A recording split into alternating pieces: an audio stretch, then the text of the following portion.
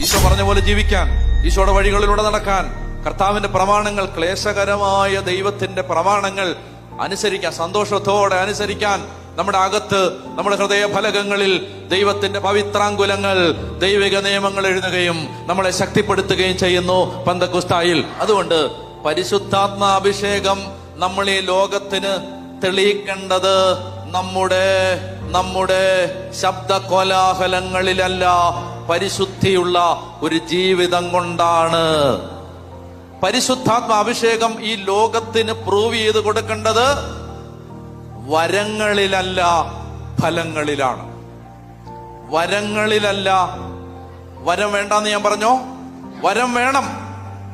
ശുശ്രൂഷ ചെയ്യാൻ വരം വേണം. എന്നാൽ ഈ ലോകത്തിന് നിന്നിൽ ദൈവാത്മാവിന്റെ സാന്നിധ്യമുണ്ടെന്ന് മനസ്സിലാവുന്നത് വരങ്ങളിലല്ല, ഫലങ്ങളിലാണ്.